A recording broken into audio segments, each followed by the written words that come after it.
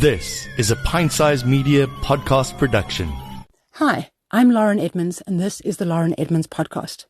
I'm talking all things education and parenting for children in the primary school years, but specifically for remedial and special needs children.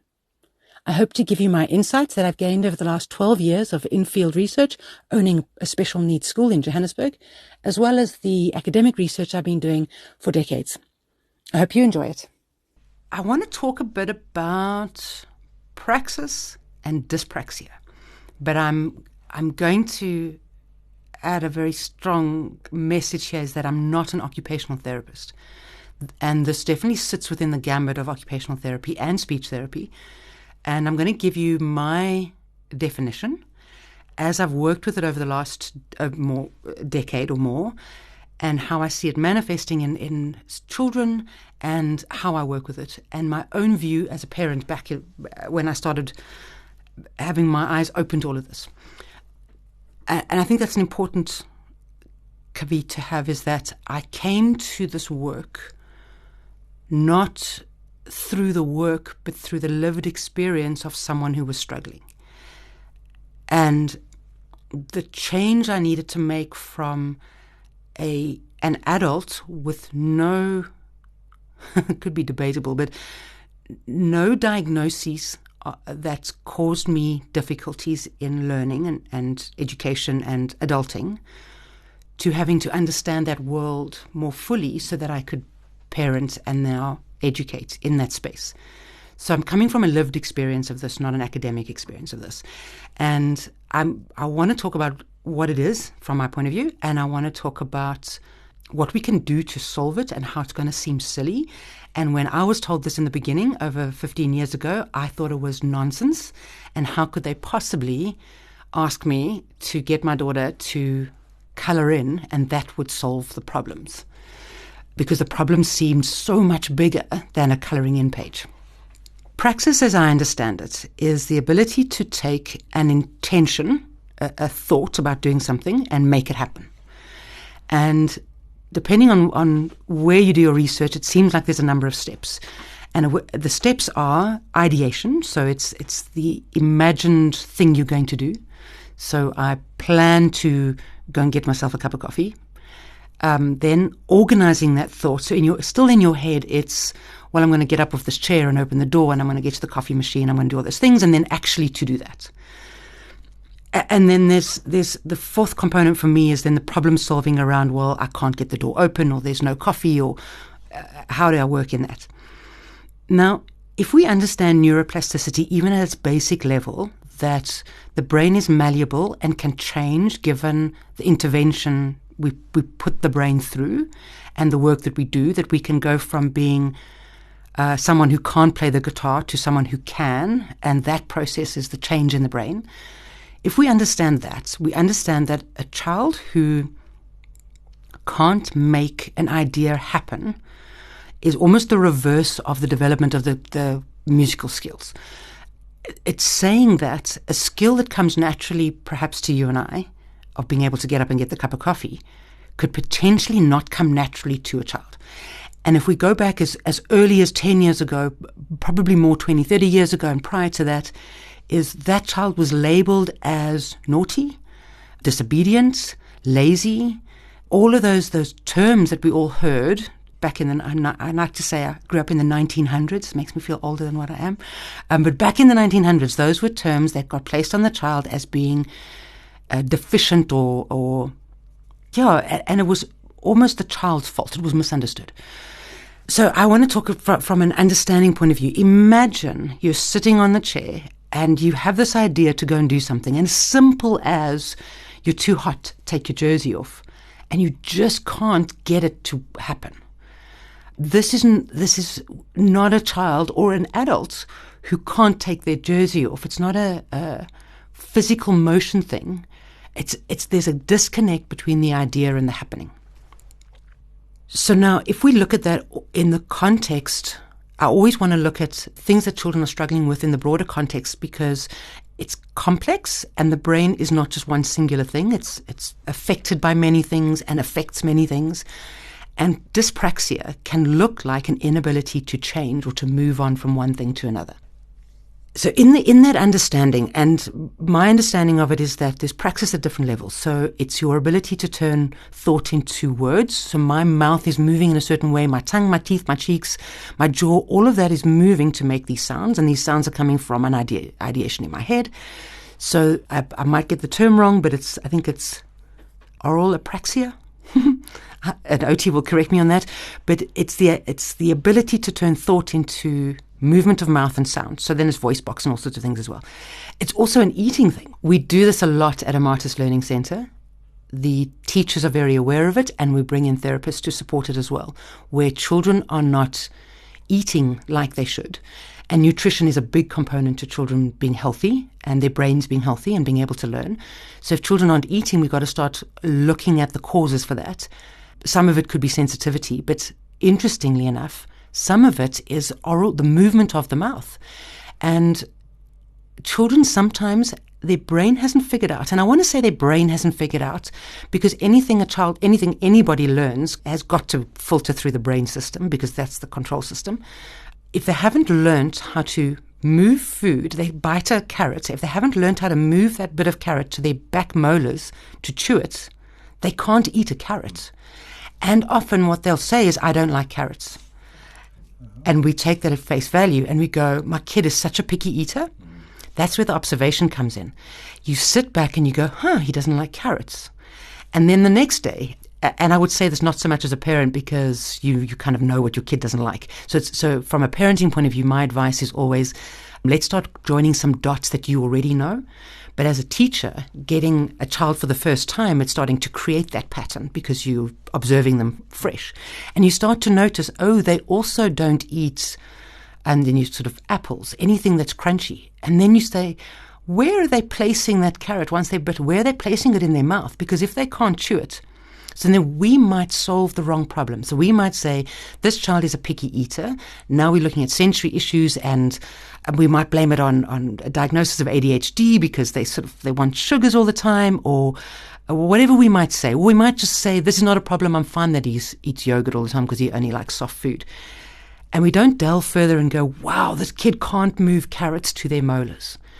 And we've got an occupational therapist that comes into Amatis Learning Centre every Monday, and she works on this. And she's qualified in something called SOS feeding, and she shows kids how to put the carrot on their tongue.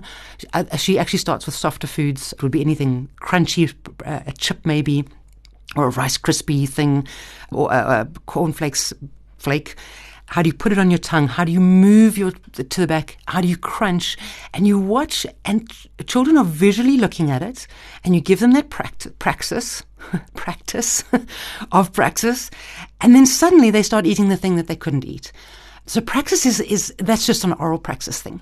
And things like, if you've got children who can't move their tongues too well, can we give them different types of food if they can tolerate the food that get them to exercise the tongue? And it's not exercise in terms of muscle, there's that component, but it's the right kind of movement. A speech therapist will say the hardest sound to get a child to create, if they can't create it naturally, is the R sound.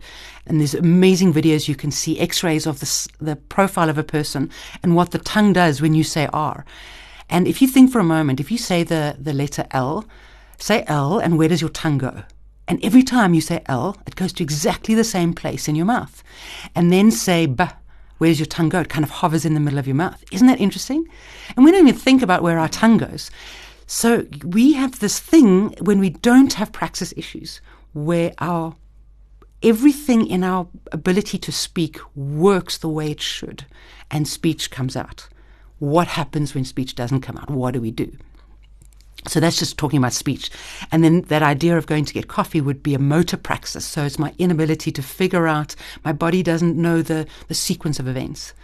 So there's a ton of things that you should be looking at when your child is struggling with these things. And if they struggle with change, moving from one environment to another, getting up off the couch to go and do something else, it could be many things. One of the things it could be is their body doesn't know how.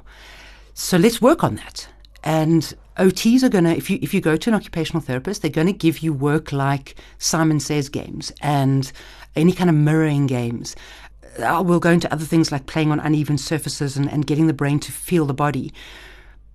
But the trick with all of this is to awaken the brain to something new And to get children to have a bit of an inner awareness of themselves, if they have that inner stare, you kind of know that they're concentrating and focusing and they're building a connection. You kind of want to leave that inner stare going. You don't want to draw them out of that because that's what the brain developing. But if you can develop motor movement that comes from the child's ideation, you slowly get that pathway developed, and then it's over and over and over again to strengthen the pathway.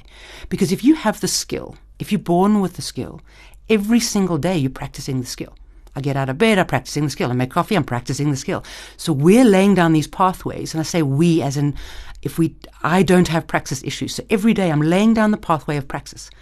If I don't have that pathway, I'm going to avoid all those things, which means I'm just not only am I not making the connection, but I'm not laying down that pathway. So I fall further and further behind. So many children in a learning disability space not only don't have the ability, but they are not practicing because they're avoiding, which means not only are they not getting the practice, but they're not even following their peers. So their regression is almost inevitable.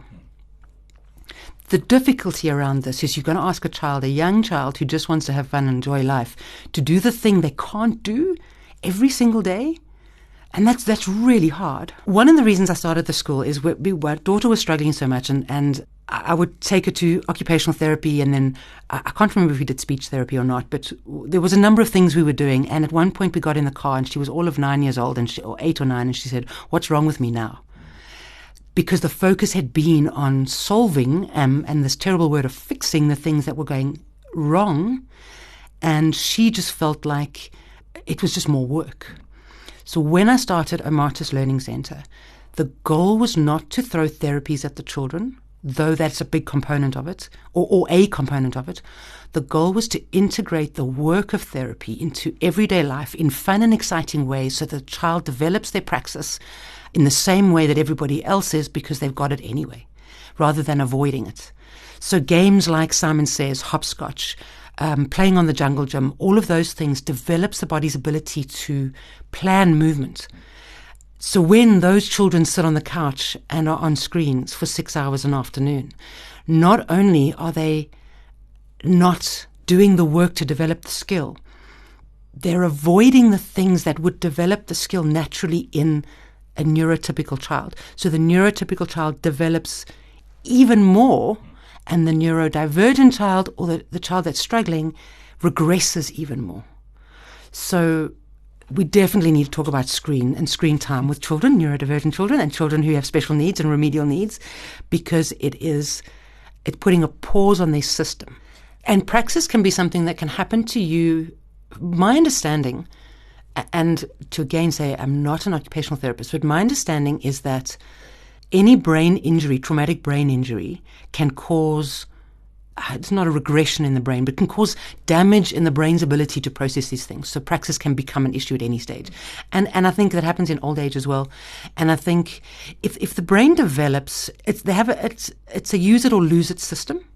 So if you once could play the guitar and then you didn't for 15 years, the ability to play the guitar would be there, but it would be diminished over time. So that's why we want as adults to stay as active as possible. And I don't know if this is true or not, but I read once that the way to stave off dementia is to keep learning new things. And that kind of fits in with this as well. Just keep using your brain. And the brain, I'd have to check the numbers, but we're born, or pre-birth, we have something like 563 million, billion, trillion. I mean, it's a lot. Neurons, right? And then we're born, and then that's halved. And then like by puberty, it's halved again. And what the brain is doing is it's pruning, because it needs a huge amount of capacity to learn to go from nothing to crawling. And then if you don't ever walk, the neurons for walking go, well, if you don't need me. So I'm not a musician. So the neurons in my brain for guitar have all but vanished. I'd have to put a lot of effort into learning to play a musical instrument now, because I never harnessed those neurons when I was younger. So we're talking about additional skills and talents, But if you look at the basic function of a human being, we want the core skills within the brain to remain. We don't want the brain to go, oh, we don't need maths anymore because, well, you haven't used my maths brain for the last 10 years, so let's cut it out. And it's not as simple as it all goes away. But we can't be good at everything. We can't be aware of everything. We've got to choose. And kids, when they're growing up, there's some things as parents and as adults we need to choose for our children. And I really don't think sitting on the couch and playing computer games and watching YouTube is the main skill our brains need to be focusing on.